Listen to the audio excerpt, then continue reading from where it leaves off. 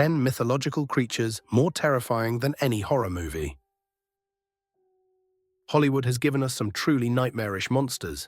Xenomorphs, Pennywise, The Thing.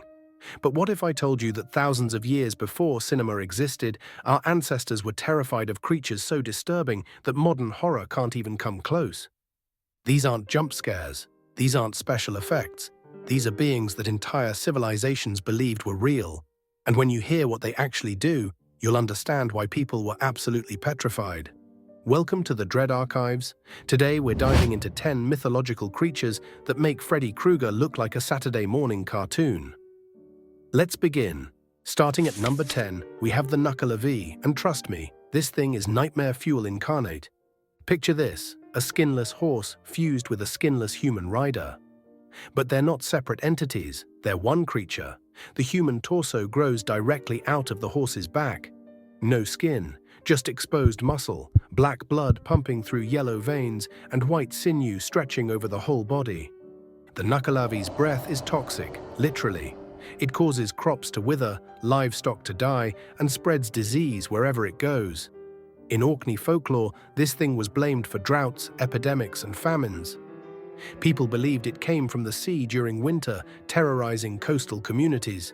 Here's the kicker: it hates fresh water. The only way to escape it? Cross a stream. That's it. But if you're caught on open land when the Nuckelavee spots you, there's nowhere to hide from a galloping, skinless abomination that brings plague with every breath. The mental image alone is more disturbing than any CGI monster Hollywood's created. And people genuinely believed this thing was out there. At number 9, we're not even talking about Baba Yaga herself. We're talking about what serves her. Baba Yaga, the witch of Slavic folklore, lives in a hut that walks on chicken legs. Creepy. Sure. But it gets worse. She has servants, invisible, disembodied hands that do her bidding. They cook, they clean, they prepare her meals. And what's on the menu? Children. These hands have no bodies. You can't see them coming. You just feel them grab you in the dark. In the original tales, Baba Yaga would kidnap children, and these phantom hands would prepare them to be eaten. The hands would strip the skin, break the bones, all while the child is still conscious. The scariest part: you never see them. You only feel cold fingers wrapping around your throat in complete darkness. No face to fight, no body to run from. Just invisible, patient hands that never tire. Try sleeping after imagining that. Number 8, the Kuchisake-onna, or the slit-mouthed woman. This is a Japanese yokai that allegedly terrorized children in the 1970s. Yes, the 1970s. This isn't ancient mythology. People in modern Japan genuinely panicked over this entity. Here's the legend. A beautiful woman wearing a surgical mask approaches you. She asks, "Am I pretty?" If you say yes, she removes the mask to reveal that her mouth has been slit from ear to ear in a grotesque, permanent smile. Then she asks again, "Am I pretty now?" Say no, and she kills you with scissors. Say yes, and she slices your mouth to match hers. Run, and she follows. She's impossibly fast. Some versions say she can teleport. The only way to escape? Give a non-committal answer like "you're average," or distract her by throwing candy or fruit. She gets confused and you can run. In the 1970s, Japanese schools sent kids home in groups because so many children reported seeing her. Whether mass hysteria or something else, the fear was absolutely real. And the image of someone asking if they're pretty while their face is mutilated, that stays with you. Number 7, Lamia, and this one's genuinely tragic and terrifying. Lamia was once a beautiful queen who had an affair with Zeus. Hera, Zeus's wife, found out and went full psycho. She killed all of Lamia's children and cursed Lamia so she couldn't close her eyes, forcing her to eternally witness the death of her children in her mind. The grief and madness transformed Lamia into a monster, a serpent-woman hybrid that now hunts children. She devours them, trying to fill the void left by her own murdered kids. But here's what makes it truly disturbing. She's aware of what she's become. In some versions, she can still remove her eyes and get temporary relief from her curse, but the moment she puts them back in, the horror returns. She's trapped in an eternal cycle of grief, madness, and child murder. She doesn't kill because she's evil. She kills because she's in eternal psychological agony. That's body horror and psychological horror. Lamia is what happens when trauma and rage create a monster. And unlike most creatures on this list, you can actually sympathize with her right before she eats you. At number 6, the Wendigo. You've probably heard of this one, but trust me, the real mythology is way worse than what video games show you. The Wendigo isn't just a monster, it's what happens when a human commits cannibalism. The moment you consume human flesh out of desperation, whether starvation or otherwise, you transform into a Wendigo. Your body stretches, your skin turns grey and corpse-like, your eyes sink into your skull, and you grow antlers. But worst of all, you develop an insatiable hunger for human flesh that can never be satisfied. The more you eat, the hungrier you become. You're always starving, always hunting, and the horrifying part, you're still conscious. You remember being human, but the hunger overrides everything. The Wendigo represents the ultimate taboo, not just cannibalism, but the loss of humanity itself. It's a creature born from desperation that becomes an eternal predator.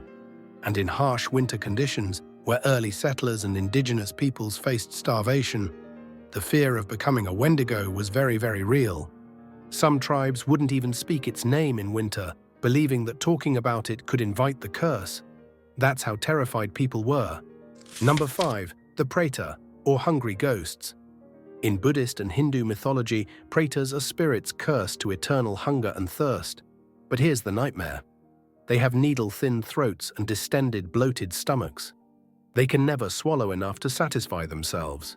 Imagine being so hungry it physically hurts, every second of every day, forever. You see food and desperately try to eat it, but your throat is too narrow. The food rots in your mouth. Sometimes anything you try to consume bursts into flames before it reaches your lips. Pretas wander endlessly, moaning in agony, their stomachs grotesquely swollen but empty. They're depicted as skeletal creatures with bulging bellies, representing the ultimate curse, eternal, unsatisfiable craving. But here's the truly unsettling part. In Buddhist belief, you become a Preta through greed, jealousy, or corruption in life. It's a punishment that fits the crime. You spent your life consumed by desire, so now you're literally consumed by it for eternity. The psychological horror of never being satisfied, of eternal want. That's a hell worse than any fire. At number 4, the Krasue, and this is pure body horror nightmare. The Krasue appears as a beautiful woman during the day. But at night, her head detaches from her body, and her organs dangle beneath it as she flies through the darkness, hunting for blood and flesh. Picture it. A woman's head floating toward you in the dark, intestines and organs trailing below like grotesque tentacles, dripping blood. She feeds on livestock, feces, and sometimes humans, particularly pregnant women and newborns. In Thai folklore, you become a Krasue through a curse, often from practicing dark magic. The woman is usually unaware of her transformation at first. She goes to sleep, and her head just leaves. When she wakes up in the morning, she has no memory of what her head did during the night. Some versions say that if you find her headless body and move it, she dies when dawn comes because she can't reattach.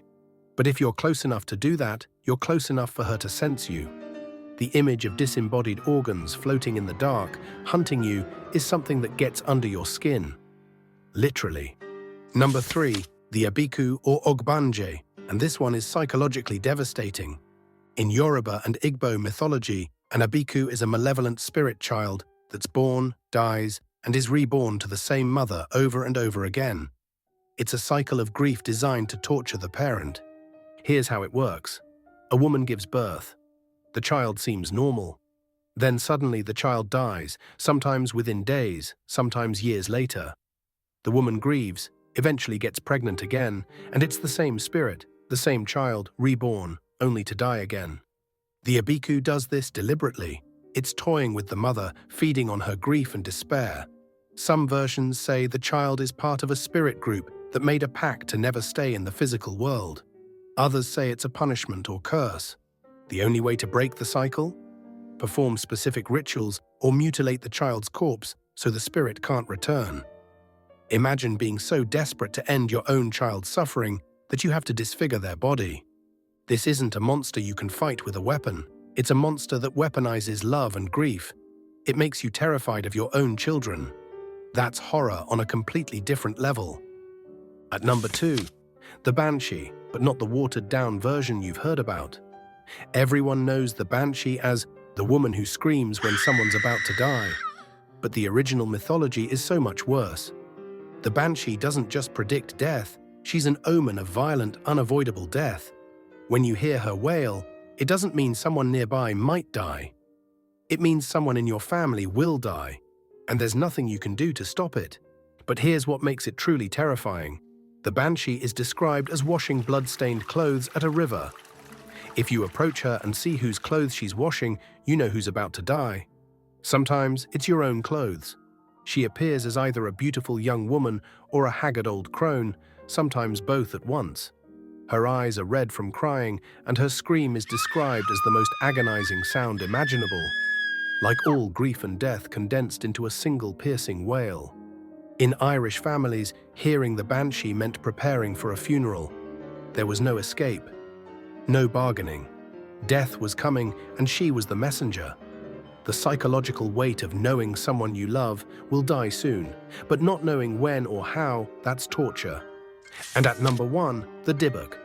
A Dybbuk is a malicious spirit, specifically the soul of a dead person who was so evil or tormented that they can't move on. Instead, they possess the living. But this isn't your typical possession. The Dybbuk doesn't just control you, it fuses with your soul. You're still conscious. You're still you. But you have no control over your body. The Dybbuk speaks through your mouth, moves your limbs, and you're trapped inside, screaming, unable to do anything. In Jewish mysticism, the only way to remove a Dybbuk is through exorcism, but it's not guaranteed to work. Sometimes, removing the Dybbuk kills the host.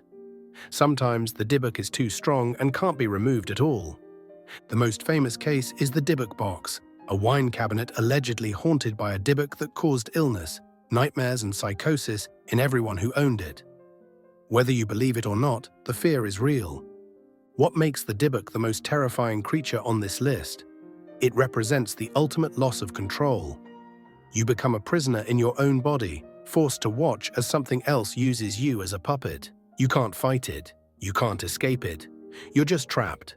That is existential horror at its absolute peak. So there you have it, 10 mythological creatures that make modern horror look tame. These aren't just scary stories. These are entities that entire cultures believed were real, and they shaped how people lived their lives.